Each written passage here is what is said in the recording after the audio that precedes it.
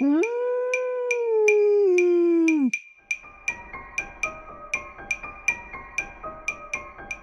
Êtes-vous prêt à voyager des frontières de vos peurs aux limites de vos rêves, à rencontrer des mythes et des légendes, des diables et des anges, à vous laisser conduire sur les chemins de l'étrange? Arcanum Fabulas. Saison 8.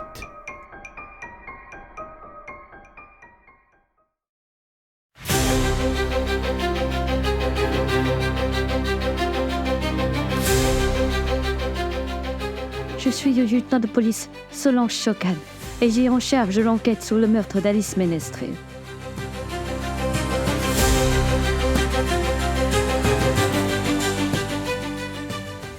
Au départ, tout pouvait sembler simple et limpide.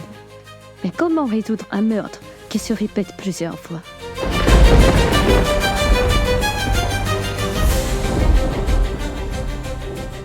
Épisode 16.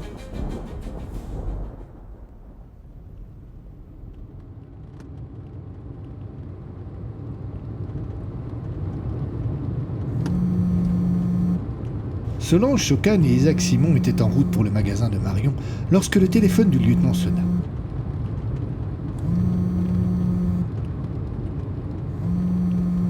La voix au bout du fil était affolée, incohérente et presque inaudible. Solange mit un moment avant de comprendre qui lui parlait. Quand elle réalisa qu'il s'agissait d'Aurore Roy, elle essaya de la calmer, mais la jeune femme restait paniquée et ne cessait de répéter la même phrase. Au secours, il est derrière la porte, aidez-moi. Qui est derrière la porte? Questionna Solange. Je ne sais pas, aidez-moi. Restez calme, madame. Dites-moi exactement où vous êtes. Dès que Aurore lui eut répondu, Solange ordonna à Isaac qui conduisait de faire demi-tour et de foncer vers la ferme des Rois. Comprenant que la situation était critique, le major méprisa les règles élémentaires du code de la route et de la sécurité pour foncer le plus vite possible. De son côté, Chocan restait en ligne avec Aurore pour la calmer, mais c'était une tâche quasiment impossible. Il tape contre la porte, il tape contre la porte. Si elle cède... Elle est fermée à clé. Oui, mais elle ne va pas tenir. Je sens qu'elle ne va pas tenir. Pouvez-vous pousser un meuble derrière? C'est pas fait vite, je vous en supplie. À l'entrée d'un virage, la voiture dérapa et manqua de quitter la route.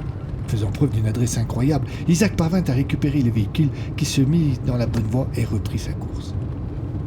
Vous êtes toujours là?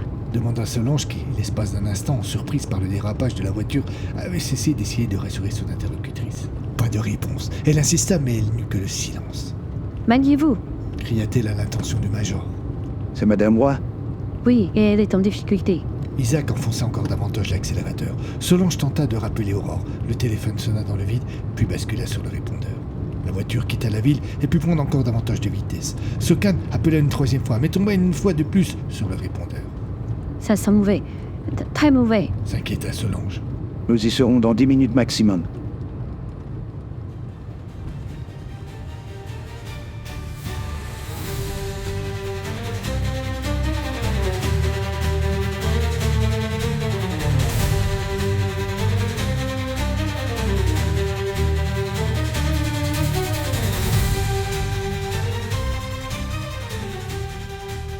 La voiture quitta bientôt la route principale pour s'engager sur un chemin plus petit qui menait à la ferme des Rois. La voie était bien moins carrossable et les suspensions soumises à rude épreuve.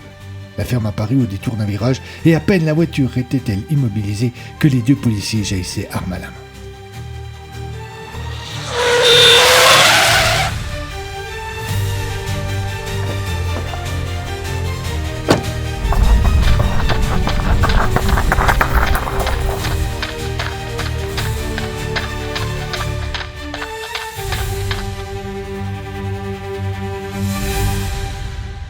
Marion regarda sa montre. Il y avait longtemps, trop longtemps qu'elle avait appelé Chocan, et elle n'avait pas de nouvelles du lieutenant, qui pourtant avait affirmé venir immédiatement. Elle observait Laura du coin de l'œil et la trouvait étonnamment nerveuse. La jeune étudiante faisait des allers et retours dans le magasin et consultait son téléphone avec frénésie.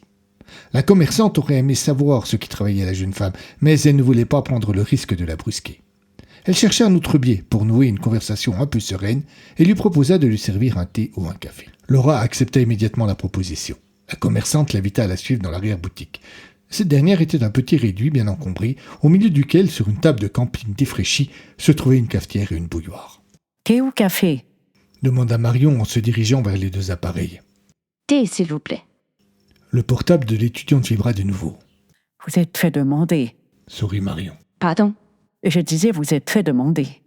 Avec une certaine gêne lisible sur son visage, la jeune femme rangea son téléphone et chercha à changer de sujet. Et comment m'avez-vous trouvé? Je n'ai dû venir ici que nous 2 fois. Votre ami Rick m'avait parlé de vous. Je pense qu'elle vous aimait bien et que... Marion s'interrompit en réalisant qu'elle risquait peut-être d'être maladroite et de blesser Laura. Elle s'excusa, mais la jeune étudiante ne parut pas comprendre pourquoi. Finalement, peut-être avait-elle de par trop interprété les liens qui pouvaient tenir les deux jeunes gens. La bouilloire vint prendre part à la conversation en sifflant pour annoncer que l'eau était chaude. Marion prit 2 tasses et y glissa 2 sachets de thé. Attention, Dit-elle en tendant l'une des 2 tasses à son hôte. c'est très chaud. La jeune femme remercia et elle prit le récipient avec 1000 précautions. Il s'ensuivit un nouveau temps de silence, pendant lequel elles étaient occupées à refroidir leur boisson en soufflant dessus. Laura semblait moins tendue et stressée, et cela rassura la commerçante. Mais les policiers n'arrivaient toujours pas. Ce n'est vraiment pas normal qu'il ne soit pas encore là. Finit-elle par dire. Je vais essayer de rappeler le lieutenant. Les sonneries restèrent sans réponse.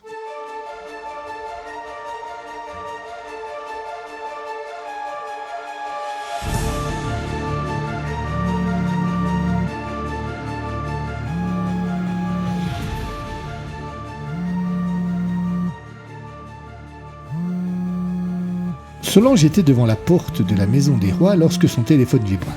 Elle eut l'impression que cela faisait un bruit d'enfer et elle retint de justesse un genou.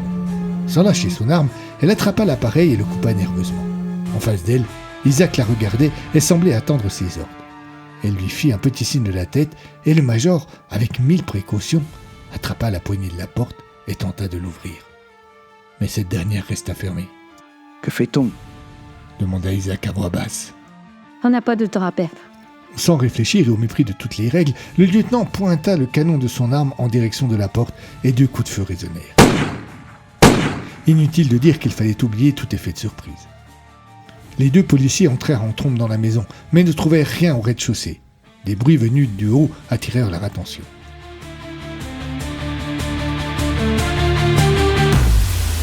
Combien de fois avait-il frappé contre la porte ? Cette dernière n'avait manifesté aucune faiblesse, et le petit meuble qu'Aurore avait glissé derrière semblait insensible à ces tentatives d'intrusion. Et puis, les coups se firent plus violents, plus rapprochés. La porte trembla, il y eut un craquement, et le meuble parut bouger légèrement. Un nouveau coup, la porte s'entr'ouvrit, et le meuble glissa de quelques centimètres en grinçant. Aurore comprit que son agresseur n'allait pas tarder à entrer dans la pièce, et qu'alors, elle ne pourrait plus rien faire. Poussée par un instinct de survie qui prit le contrôle de ses faits et gestes, elle se précipita vers le dernier rempart qui la séparait de son vil visiteur. Elle s'appuya sur le petit meuble qui barrait encore l'accès et tenta de l'aider à résister en le repoussant vers la porte. Le geste était louable, mais bien inutile. La force de l'agresseur de l'autre côté semblait rendre vaine toute tentative de résistance. La porte s'ouvrit plus largement. Toujours en grinçant sur le sol, le meuble recula davantage, et après avoir glissé sur quelques centimètres, Aurore finit par perdre l'équilibre. Plus rien n'empêchait l'agresseur de remplir son office.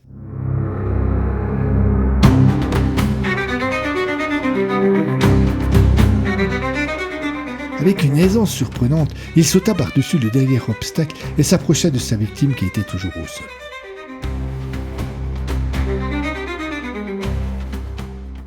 La jeune femme n'eut même pas la force de résister. Elle le regarda approcher en se contentant de trembler. L'heure ne semblait plus être au combat. C'était le temps de la reddition. L'homme était grand, les cheveux gris, courts, les yeux foncés, terrifiants. Sa face peinte en noir et sa bouche et ses yeux cerclés de blanc ne permettaient pas à Aurore d'appréhender les traits de son visage. Elle n'était pas certaine de pouvoir le reconnaître sans ce sinistre maquillage.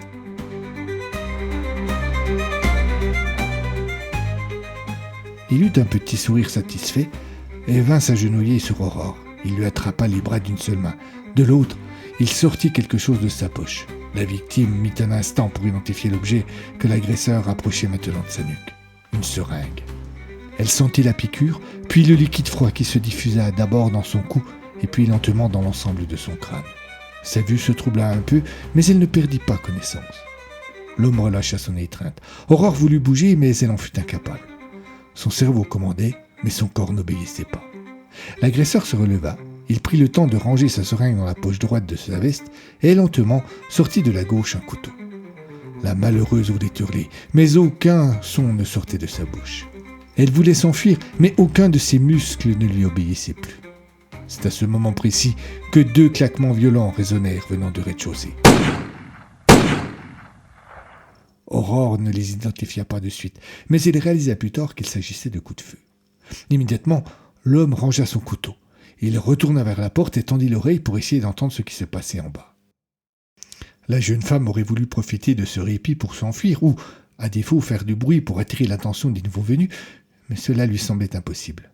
Le froid qui avait envahi sa tête lorsqu'elle avait reçu l'injection se répandait maintenant dans tout son corps, lui donnant la douloureuse impression qu'elle était en train de mourir. À l'autre bout de la pièce, son bourreau parut soudainement pris de panique. Il revint vers elle et elle crut qu'il allait terminer son œuvre. Il n'en fut rien. Il se dirigea vers la fenêtre. Il eut du mal à l'ouvrir et y parvint qu'au prix d'un bruit qu'il aurait préféré éviter. Pas de doute, ceux d'en bas avaient dû l'entendre. L'homme devait fuir. Sans hésiter, il enjamba le rebord et se laissa tomber dans le vide.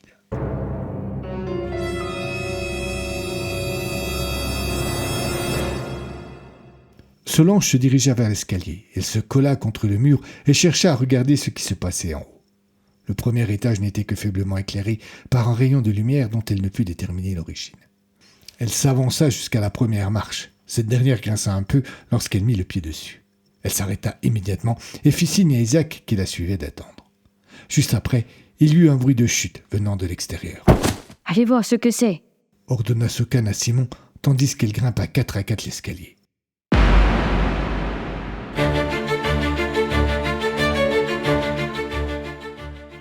Lorsqu'elle arriva à l'étage, elle remarqua que la seule lumière qui éclairait l'endroit s'échappait d'une porte entr'ouverte juste en face d'elle.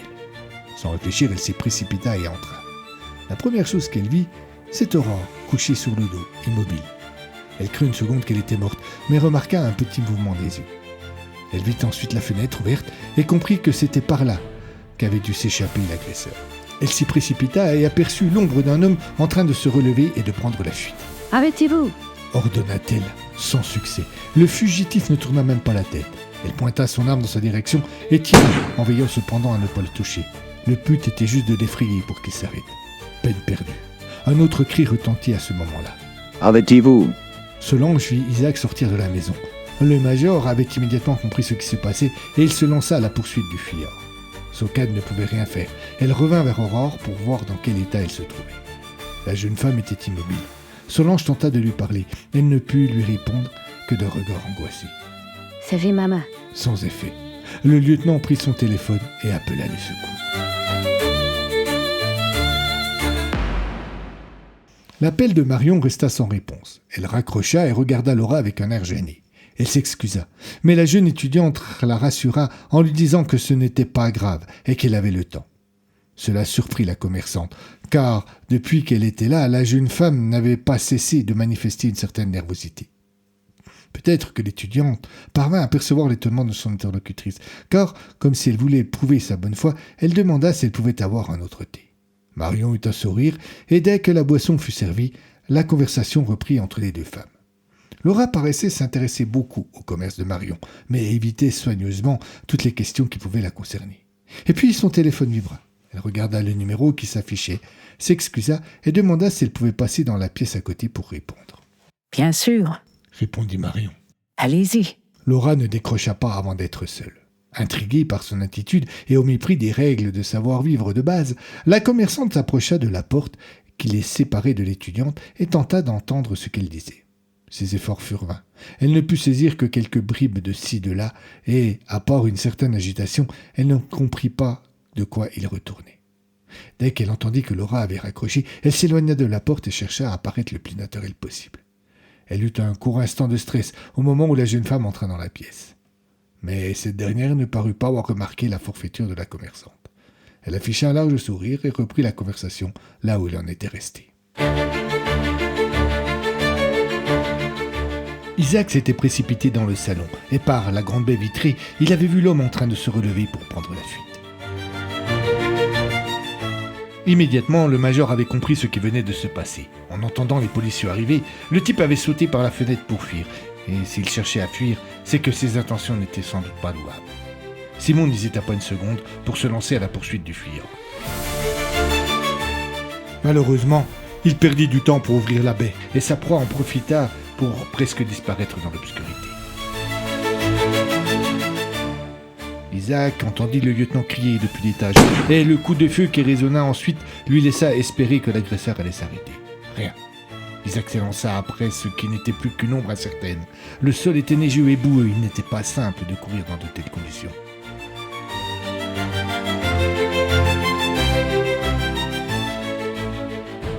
Mais la difficulté était la même pour le policier que pour le fuyard, et ce dernier n'avait visiblement pas l'entraînement du premier.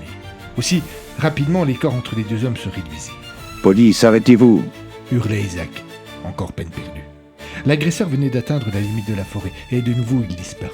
Le major pesta, mais refusa d'abandonner et accéléra sa course, espérant que l'autre n'aurait pas le temps de profiter des arbres pour s'évaporer définitivement.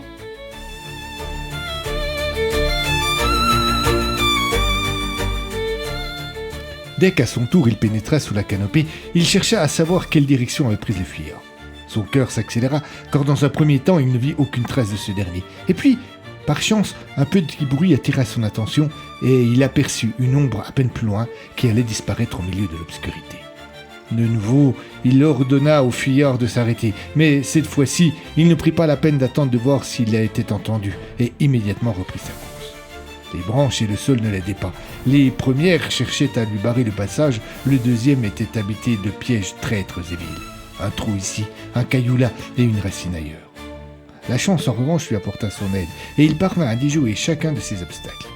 Il ne perdit donc pas de vue l'homme qu'il poursuivait, mais eut du mal à réduire les corps qui les séparaient. Plusieurs fois, il lui ordonna encore de stopper. Chaque fois, il ne fut pas entendu. Et puis, il disparut entre deux arbres. Plus d'ombre. Isaac pesta. Où était-il passé? Il fouilla les alentours du lieu où il l'avait vu pour la dernière fois.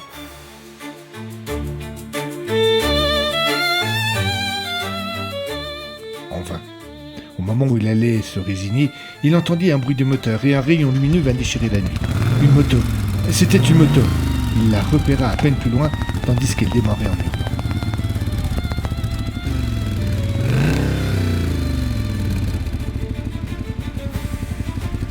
C'était sans doute son homme, et de fait, il avait encore une chance de l'arrêter.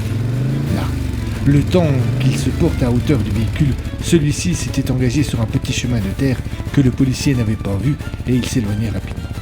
Isaac, en colère et frustré, refusa pourtant d'abdiquer, et il suivit sur une centaine de mètres. Chaque seconde, l'écart se creusait. Le bruit changea d'un seul coup, et l'accélération fut plus nette. Le major comprit pourquoi, lorsqu'à son tour, il arriva au bout du petit chemin et se retrouva sur la route principale. La moto n'était plus qu'un petit point rouge au loin qui finit par disparaître dans un virage.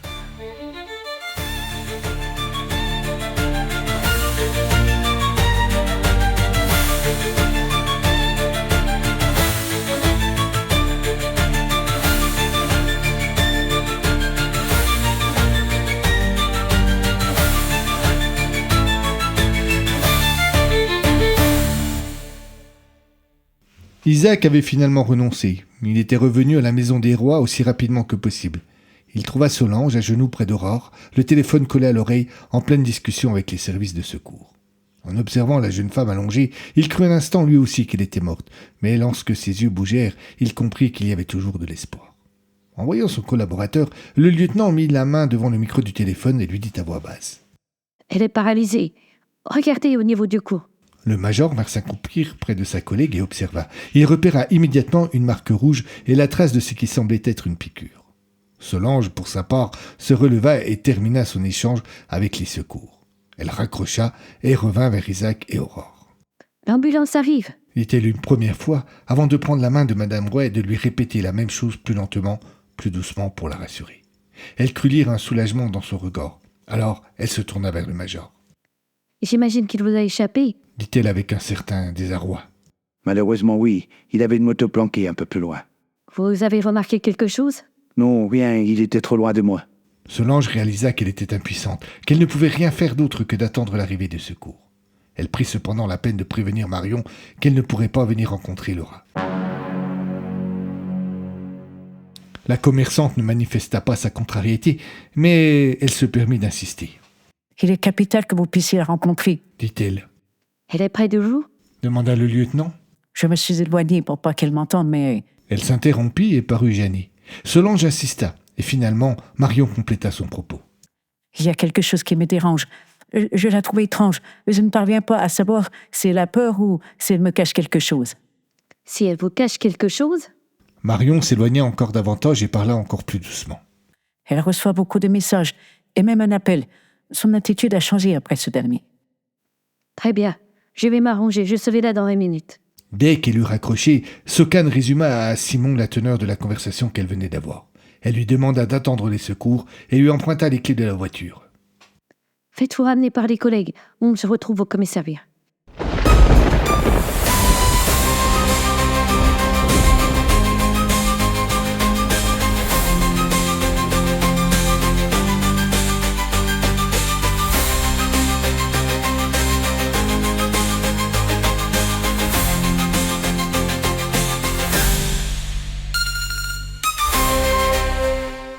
À suivre.